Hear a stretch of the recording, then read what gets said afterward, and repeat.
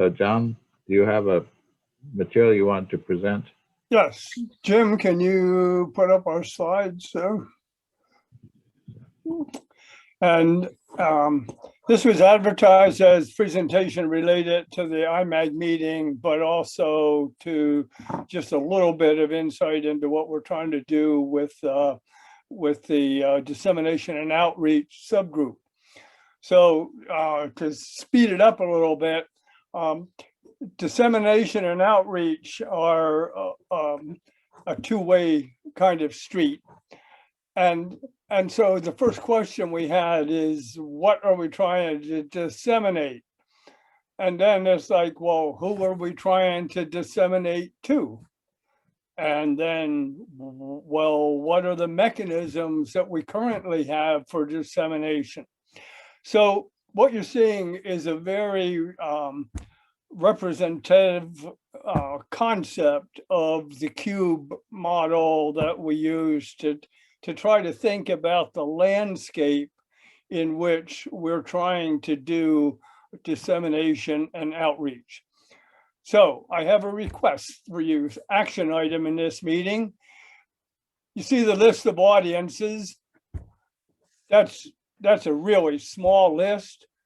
While I'm talking for the next couple minutes, if you guys would all go on the chat side and just short name as many audience identifiers as you can think of while you're half listening to the rest of this. Same way with what we call here the intent, or what is it we think that is so important that we need to disseminate in the first place. And so, the models themselves, knowledge from the models, are we trying to sell people on using something that they maybe are not comfortable with, or are we offering training? These kind of represent the models themselves. And so those two dimensions of our cubes need a lot of fleshing out. And what we have not done was try doing a survey monkey yet. So before we pester everybody with a survey monkey, if you would give some thought to this and throw them on the chat, and Bruce will capture those. Next slide. John, you want specific names, or you want examples that are not on the list? What do you want? Just something real simple with enough words to clarify what you mean. But I'll get back in touch with people who suggest things to follow up on maybe fleshing that out a little bit. This is just to capture a brainstorm list. If we had a flip chart and this was a brainstorming session, everybody'd be yelling out things and we'd be writing them down. Thank you. Next slide. So when we talk about dissemination and outreach, my experience in the modeling simulation consortium meetings is that we have created a dissemination work group there a long time ago. And kind of the central question was, the physicians and clinicians do not listen to us. Our models produce things and they don't listen. Well, okay, there's probably lots of audiences out there that don't listen. So the question is, how do we do a better job of dissemination? And all this attempts to represent is that one way you do that is you stop trying to push things out into a vacuum, but you take some effort to reach out and bring in people from the communities in which there are potential customers. So this is just a simple representation of that idea, and the idea that it's a chicken and the egg problem. If the physicians don't listen, but how many physicians have we invited to multi-scale modeling meetings to ask them what might be helpful to them that could come from multi-scale modeling if they had just a little bit idea what we were doing? Next slide. Okay, so currently we've done several things kind of starting. It's a manpower problem, obviously, but these are some kind of generic topic areas that we've talked about developing papers on, doing brainstorm sessions on, focus teams, something to collect some data. One is simply in the area of how do you get information out? Well, the instructional technology and systems right now are becoming absolutely incredible.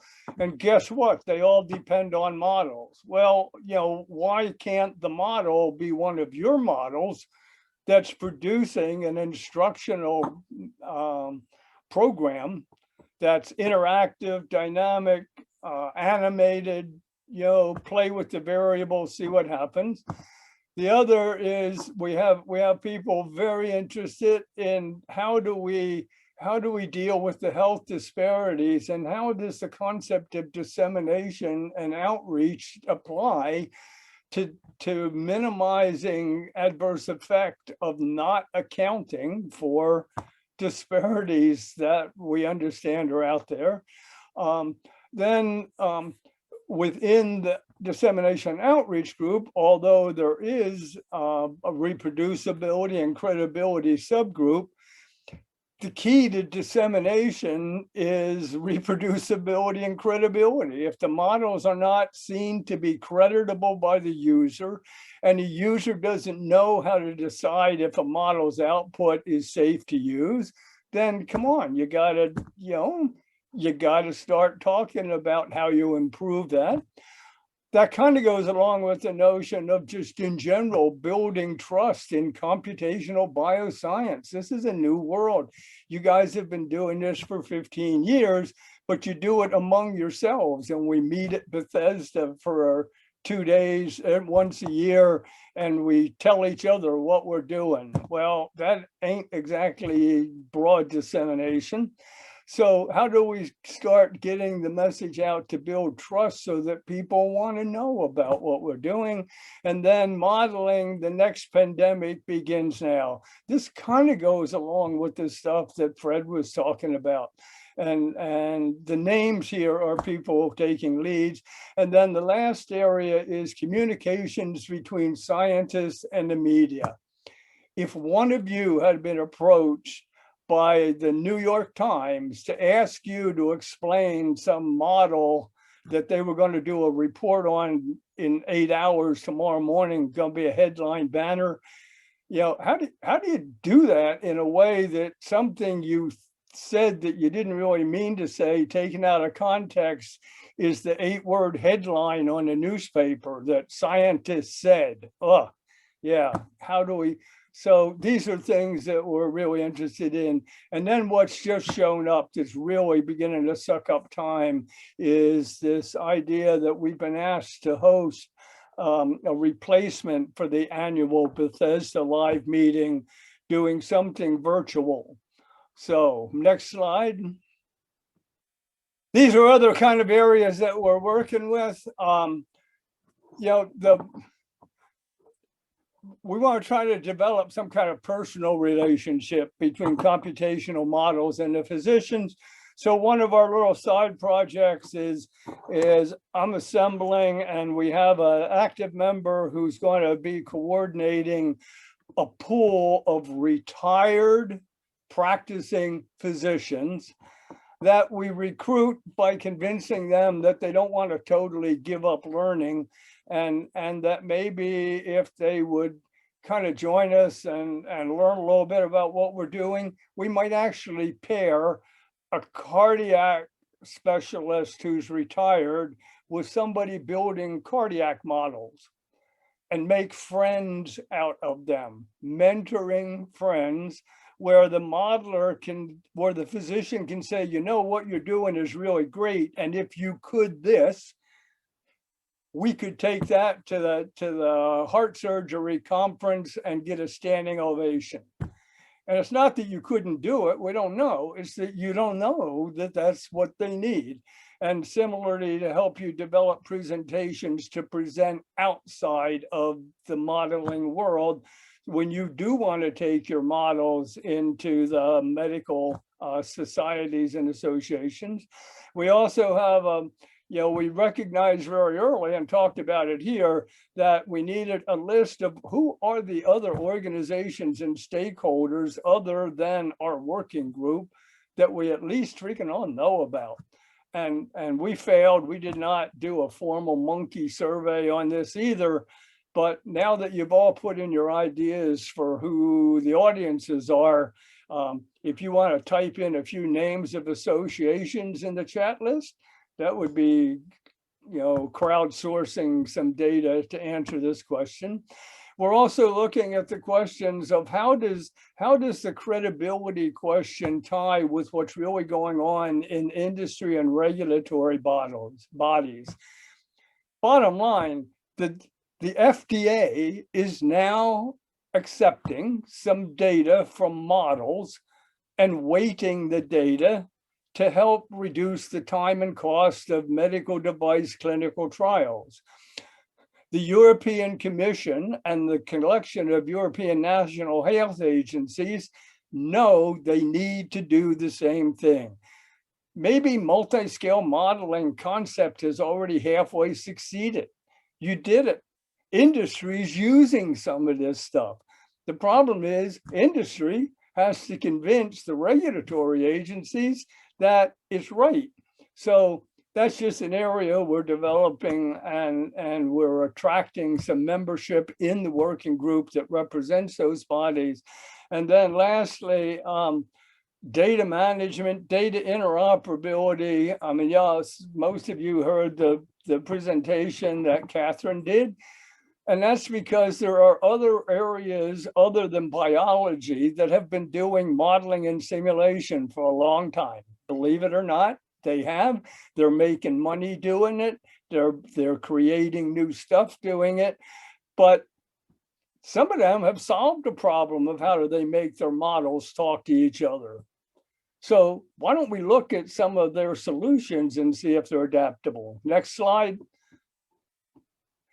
This is just to kind of recognize, here's who we have as a membership list. We have weeded out people who checked the box that said they wanted to be members. And these are people who have been responsive. We exchange emails.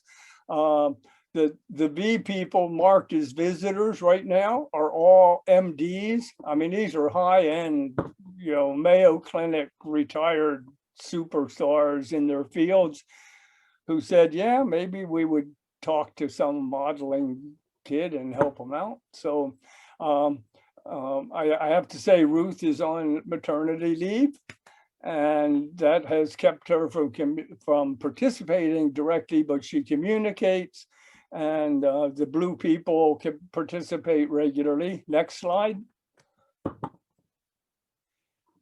Now we want to talk a little bit about this meeting that we've been offered to host.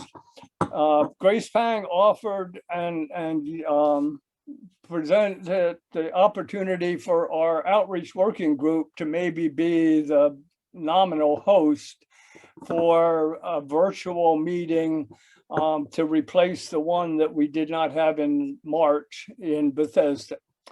So working with a lot of different people already one-on-one, kind of came up with this scheme that says, since we're virtual, we have an opportunity, a one-time opportunity to reach out into the world of people who are stakeholders in what you're doing and to bring them into our meeting.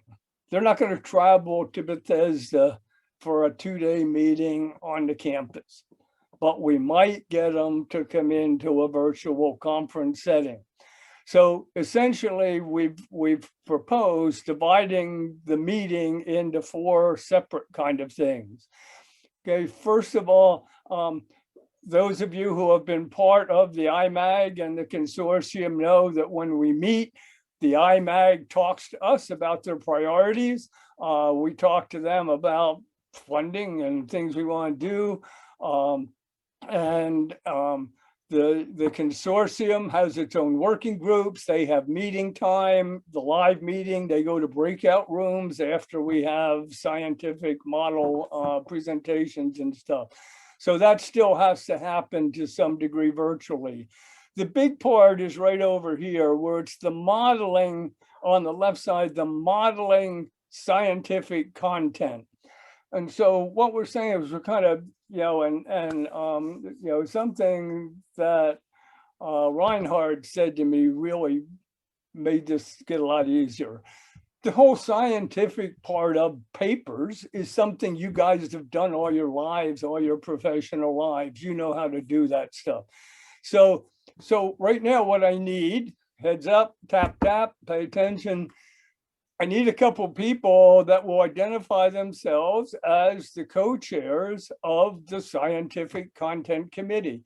All that is coordinating and finding chairs for tracks. Tracks might be 1 or 2 sessions. We think of one session as a session, but if you want to have 6 presentations, you need 2 sessions. And so that would be a track. So now that you're done typing ideas about organizations, please, among you all, right of first refusal. If the subgroup that you chair has a title, which would be a track title, for which you could go find 3, 4, 5, call for papers. We'll talk about details if you're interested, to say, we want a track on multiscale modeling applied to immunology, because Dr. Data has said she would be willing to co-chair an immunology track. So on the slides, she's got it. And then the other major segment of this is over there in what we call the theme content.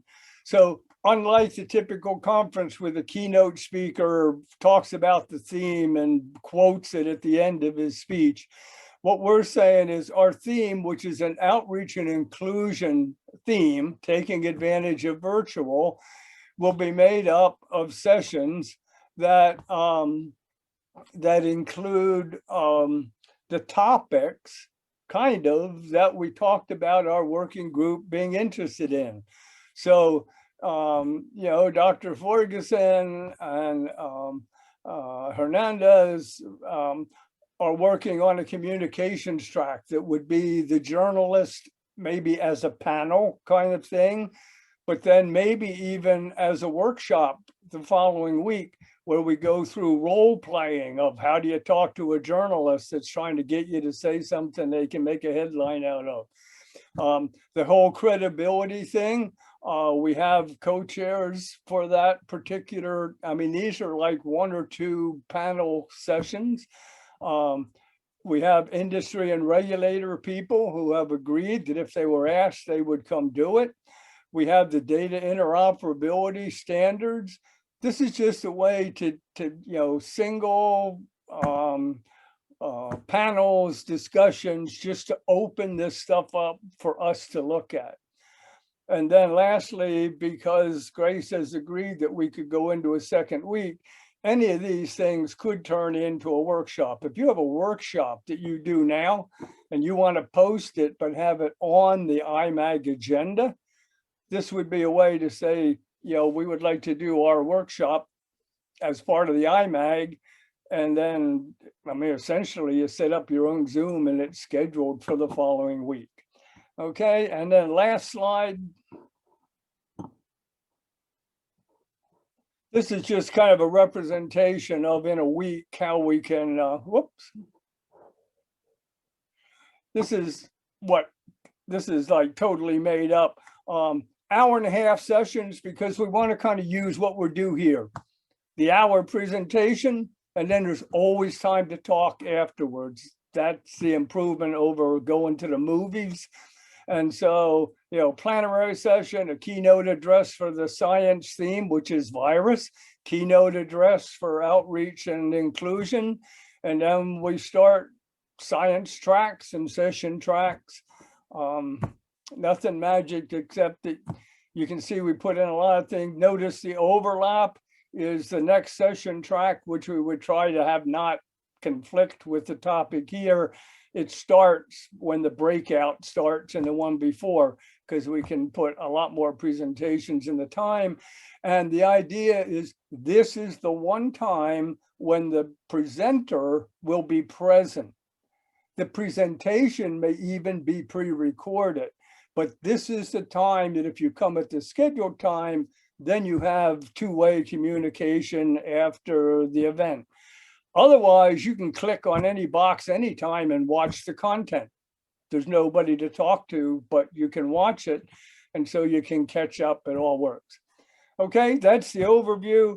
I really am hoping that some of you that have subgroups will say you would like to talk about creating a track for your subgroup. And if you do, stick around in the breakout time. Jim? Thank you very much. That was a great presentation. So we can open it up. Let's have a couple, if there are a couple of comments or questions initially for John, and then we could have a more general discussion. I don't know if we somehow could have describe, maybe we could evolve the optimal way to have a meeting. Except you'd think by now with enough, we've had enough experience with meetings that we would have evolved better ways, but okay. Go ahead, please. The intent here was to share with you, this is more detail than anybody has seen, but you guys do your conferences. Tell me what's wrong too. I mean, we need to know what the problems are going to be. We know there's a lot, but we have some really good potential technical support to pull this off. That's impressive. So, John, I have a comment on what you said about the FDA using models. It's a really important area that a number of people are focusing on. Helen Moore is one example. She has done quite a bit of work in that respect, what it takes to make models credible for a body like the FDA. It's also, I think, a place where modeling can have a huge impact. And the other thing is, I remember hearing a presentation by somebody from the FDA maybe a year or two ago saying that they would have a hard time considering models seriously that have not been published. And that is one big disadvantage that the industry has, because many industry models are not published. Yeah, I was part of that FDA development. An organization was created by a nonprofit, by the Pew Charitable Trust, to provide neutral territory for the device industry and the FDI to get this problem worked out. Short story is FDI kind of looked at what NASA does, because after the Challenger, NASA got really serious about understanding models and their limitations. And so they kind of have the gold standard. FDI, the industry, looked at it. It's a lot of cost to the industry to be able to provide the required documentation. But if the FDA accepts it, it can cut millions of dollars off the cost of clinical trials for some parts. Nobody is trying to say the FDA is going to approve a device based on a model. But there are lots of parts of the model the FDA might otherwise test that they would test differently if they start with the model data. So Reinhard, you're right. This is big. It has now bled into, when you hear the FDA people talk about in silico trials, they are trying to look at the future of migrating from medical devices to pharmacology. And they ain't gonna get there without us. Yes. Last week, we had somebody who nobody asked a question to, namely Natasha Go from Nova Discovery. That's a company that's now up to 50 scientists who design clinical trials, which are accepted by EMA. Yes.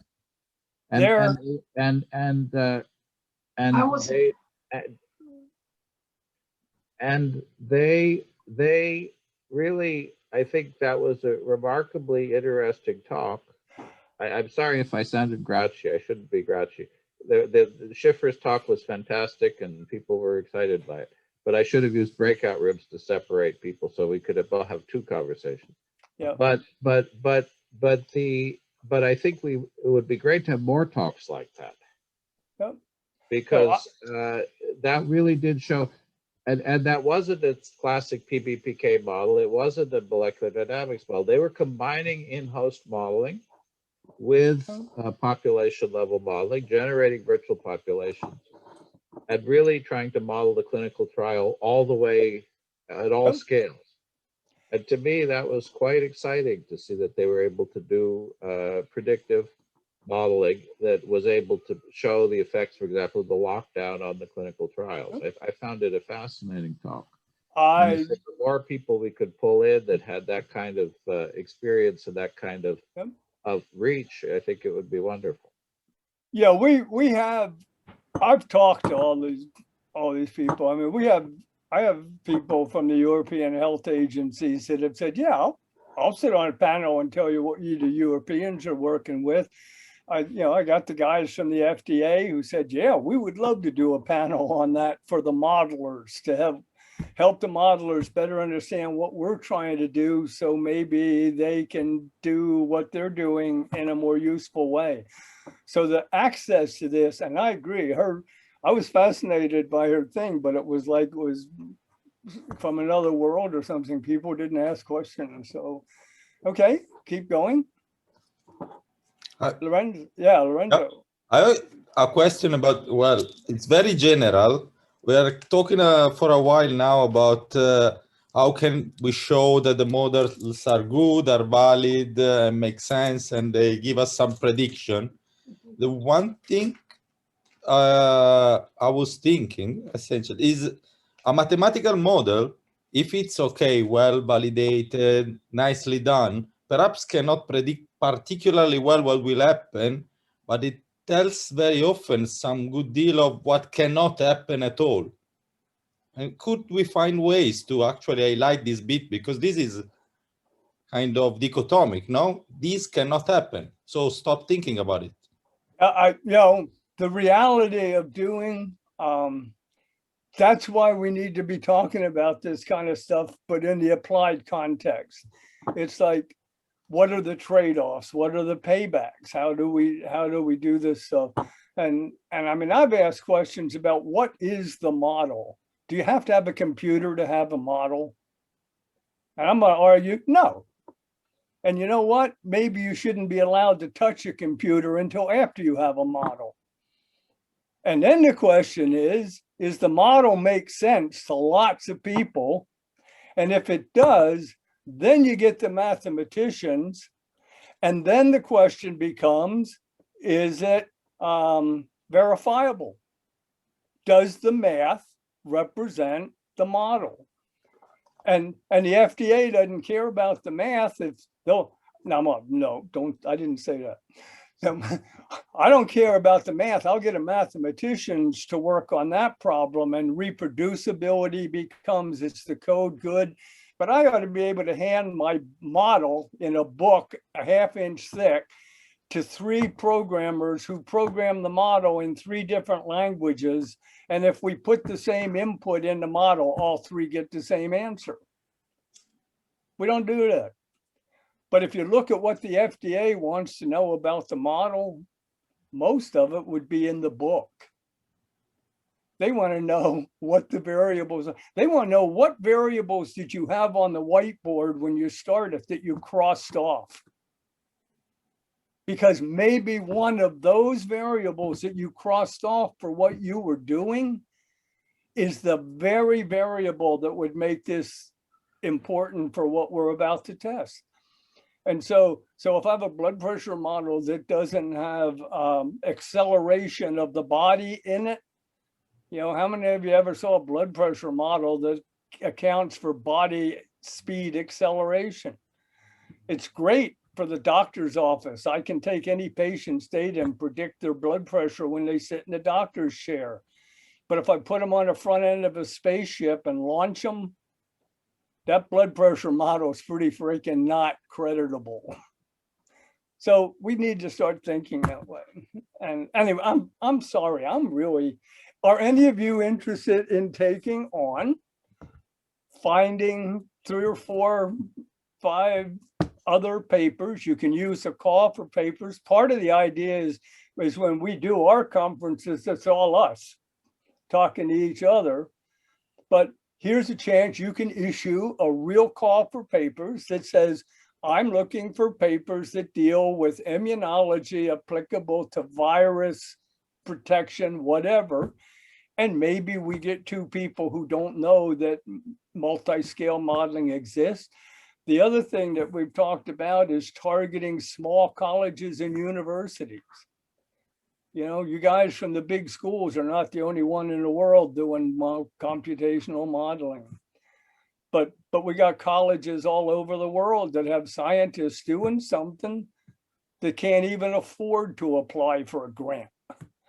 You know, well, you know, if we write the call for papers that says we are specifically interested in a couple papers from small institutions, you know, maybe we'll actually learn something. You know, more competition for NIH grants next year, but also more opportunity to collaborate on better grants. Anybody want to talk about, by the way, Fred, I've talked to him about helping to just co-chair that whole segment on outreach and inclusion. By the way, the executive director for the European Virtual Physiological Human Institute is officially now a member of our virus working group and a member of our dissemination and outreach group. And she's a candidate for the outreach section with Fred because her outreach goes places that we can't even imagine. And she'll be doing a presentation in this meeting, what, in 2 or 3 weeks. So fascinating what's going on in Europe. No, there's so many issues that have been raised. Yeah. I mean, people Fred, could also go back to talk to Fred about viral evolution and also about organization of subgroups. yes. Because there are many. I mean, Thank you for the time, and I was in no hurry to interrupt Fred's line of thinking because I really liked it. I mean, one of the problems with this, I mean, problems maybe not be the right word. One of the things, the challenges, is that there's so many things that need to be done, and all of us have finite life expectancies and finite attention spans, and they're all interesting problems. The organizational problems are interesting. The standardization is interesting. The validation is interesting. And so how one breaks down these problems and finds a way that each of us can work productively on pieces of it, I think is still challenging. I think one of the things I left out that's significant is this meeting is in November. We have 5.5 months. If you are willing to take on a track, I need a 1-page kind of proposal for what your track title would be and how many sessions of 2 to 3 each you're thinking you might need. Sessions don't have to just be papers. You can have sessions that are well, panels or stuff. So if you have some idea, some picture of a track that you would like to be the track chair of. Do you think that if you're talking about calls for papers and that sort of thing, do you think that 5 months might be a pretty short window? It's getting shorter. Well, sorry, when you say paper, you really want there to be a publication, or do you just mean presentation? Yeah, presentations. What we do here are fun. You know, I personally would like to see everybody tuned to present it in a way that we can put it on a public-facing website and a 10th grade biology student could look at it and at least understand what the heck this modeling stuff is about.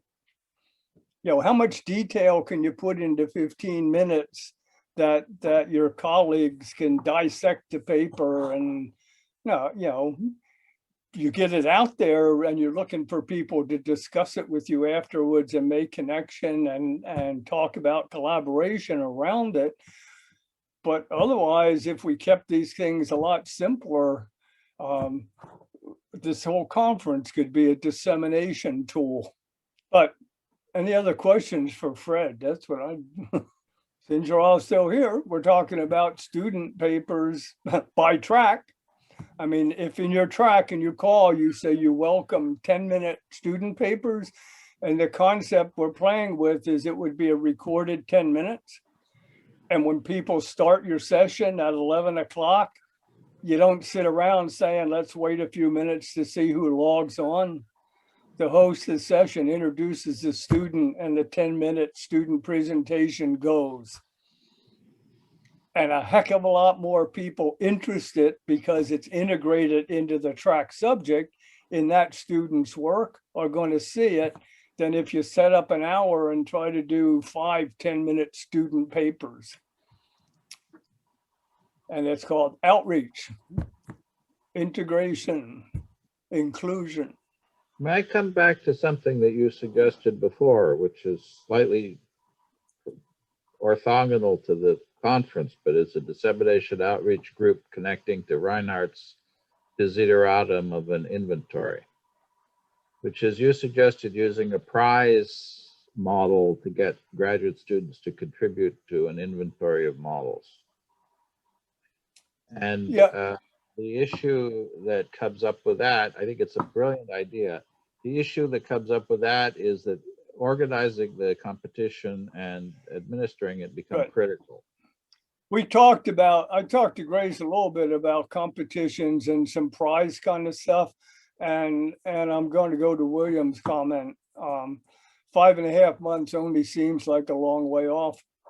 And unless I have somebody stand up right now and say, I'll go find funding for prizes, we ain't likely to be funding prizes. You know, one hope is that, and in talking, I've got some really nice volunteer consulting support from some big conferencing organizations that have said, you know, we've been trying to do big conferences virtually. And what works is a system where each presenter has a time scheduled on Zoom with a video graphics technician. And you go on Zoom and you do your presentation and it's 20 minutes long and that's how long it is. And working with the professional, you back up, you can edit, you can send your slides to them, which means they can put it. You don't have any discussion of I'm waiting for my share screen. I didn't turn my microphone on. They edit the sound. They coach you to get your camera angle fixed. If it's really bad, you know, try to adjust the light to get the best you can get from wherever you're recording. And they make a pretty professional recording. So when the session starts, you know, it's a recording. The fact that everybody came in at once means that after recording, there's a breakout group. But it's a high quality recording. And after the conference is over, that recording goes into the virus pandemic public website as a bunch of 15, 20-minute recordings of presentations for any of the ones that a normal person might say, whoa, I think I understand what they're doing. And so it's that format's pre-engineered. We're waiting to hear a little bit about some financing, but we have a low-cost academic institution that has the capability to do it. And panels, I mean, are really slick. The panel chair is on each one, but each panelist is kind of interviewed by the panel facilitator. And then they actually take the questions and they re-edit some of them and say, you know, we bounce from this question to this person, a different question to somebody else, and then come back to the first. I mean, and it's pretty. No wasted time. Well, John, what you're describing is pretty similar to how this spring's AAAS meeting worked. Yes. And there were some really good aspects to it and some really not so good aspects to it. I gave a presentation in one of the symposia, and as I said, there were good things, not so good things. It did not feel like you were really interacting with a live audience at all. I mean, you record this thing and then you have an interview with the moderator, and you have some comments in the chat. Right. That's where our difference is, adding that half-hour breakout. And the other thing that I realize is, if you take that schedule, that mock-up schedule, and you restart it at 10 o'clock at night, that the Australians and Japanese who join at the same time can talk to each other. If the presenter wants to wake up and be on there, that would be great. But the worst case is, at least they can assemble in the breakout. Okay, but there's only one opportunity to do it with the breakout. John, the Combine meeting did this last year with like a repeat every like several hours. It worked to some degree, but some things were lost, but it did work to the fact that some presenters did attend twice, and it was like a 24-hour rolling meeting. If you want to do it, it's okay, but you have to set up and make people aware that this is what's going on, which is kind of hard. And people will also split their attention. Think about it as well. But yeah. But it's easy. It takes one night shift technician to be there, to make sure the breakout rooms work at the night thing. And the other thing was, the one big conference that had everything pre-recorded, you could look at any topic anytime in the whole week. There was no discussion opportunity, but when you clicked on it, it's recorded. They were there. So what you're also describing, something that's happening right now in the Midas annual meeting. I'm actually attending it. I skipped it to be here. But what they are doing is that they have the talks and then they break up into rooms. I can tell you that there's a little bit of disconnect. It's something that's not easy to manage to understand, because people expect some sort of level of continuity also. But it's better than nothing, that's for sure. We're experimenting. We had never lived in a world where we couldn't have live meetings. So we have learned a heck of a lot about some good things you can do. I mean, I have a list of things that are a problem with virtual meetings, and one of them is I got to bring my own snacks and wine. Well, can't solve that for you. You're just going to have to bring your own wine and cheese if it's if it's going to be part of the discussion, but we can't solve that. And you're right, Reinhard, giving a presentation to a blank wall, but getting your information out nice, clean, and crisp, and being perfectly comfortable that anybody in the world could watch that any day and you would be proud of it. Maybe nobody watches you. So John, one thing that's important, usually there is usually some sort of like a mechanism that organizes everything, like a website or something like this. Did you select one already? I got chats were covering up my closed caption. You need to select a website to organize this. This is a group that does it all. We don't have to screw with it. Okay. I mean, we may not be able to do that, but we can't get to finding out until I have at least 4 or 5 track themes with people who had said that they'll do them. I mean, there's no point in trying to tie up other volunteers' time if I can very quickly for Grace, produce a list of what the topics were. Originally, she did not ask. You know, she wanted the construct of the meeting, but it's 4:30 and but now she's saying it would help to know what the topics were. Well, Until when do you need all of this done? Because the faster it is, then it'll work. we'll see. Okay. Yeah, I've gone to sea in rough water before. Okay. You know, I just need some of you willing to get out there and bounce around with us. Okay. So we're out of time. Yes. I'm impressed that you were able to keep so many people on so long to discuss this topic, which I think is an important one. I'm not being critical of it at all.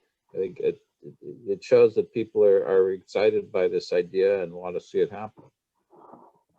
So John, we didn't get to talk last week. We should talk soon.